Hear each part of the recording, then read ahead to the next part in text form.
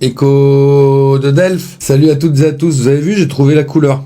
Je suis très content de vous retrouver pour ce deuxième écho de Delphes. Aujourd'hui, nous allons parler de la poupée du temple d'Hokkaido au Japon. Écoutez, je vous propose tout de suite d'ailleurs de nous y rendre. Voilà, la poupée d'Hokkaido au Japon. Donc nous sommes en 1920. Notre histoire commence en 1920. Un jeune homme qui rentre d'un voyage d'affaires au Japon a décidé de faire un petit cadeau, un petit plaisir à sa petite sœur âgée de 3 ans en lui ramenant une très jolie poupée. Donc il cherche un petit peu dans les échoppes japonaises une poupée qui serait jolie et à la convenance de sa petite sœur, et il en trouve une avec un très très joli kimono. Une fois ramenée, la petite sœur est très heureuse de retrouver son grand frère ainsi que ce beau cadeau que son grand frère lui a fait. Mais à l'âge de 3 ans, malheureusement, la pauvre petite est atteinte d'une maladie.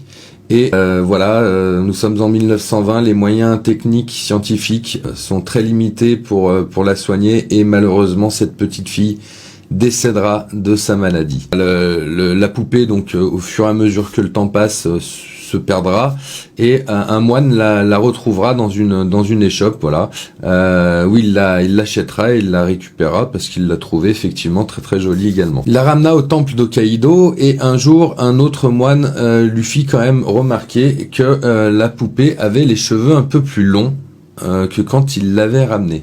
Un peu plus long, qu'est-ce que c'est que ça?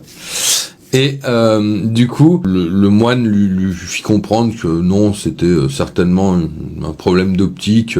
C'était rien de méchant, quoi, rien de problématique. Par contre, le lendemain, décida quand même vu qu'il parlait des cheveux de la poupée, de lui couper un petit peu les cheveux, de lui remettre les cheveux droits. Et il se rendit compte après coup, quelques jours après, que la poupée avait les cheveux qui avaient poussé encore plus long. Et là, il se rendit vraiment compte qu'il y avait quelque chose, effectivement. Forcément, ils décidèrent quand même de faire quelques analyses pour voir ce qui se passait vraiment, parce qu'une poupée à qui on coupe les cheveux et qui a les cheveux qui repoussent, c'est pas forcément commun. Donc ils ont envoyé des cheveux en analyse, et ils se sont rendus compte que c'était des cheveux humains. Donc la poupée du temple d'Hokkaido a des cheveux humains officiellement prouvés par la science. Le moine s'occupe d'elle à l'heure actuelle, depuis des années, une fois par an, elle est coiffée, vraiment intégralement. Il paraîtrait que la poupée sourit en ouvrant la bouche quand elle se fait coiffer en plus.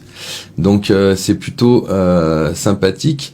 Et les moines pensent, bien entendu, que la poupée renferme l'âme de cette petite fille morte à 3 ans qui s'appelait Kikuko Suzuki. Voilà. Donc j'espère que, bien entendu, ce numéro 2, Écho de Delphes, vous aura plu. En tout cas, si vous souhaitez une consultation, n'hésitez pas à me contacter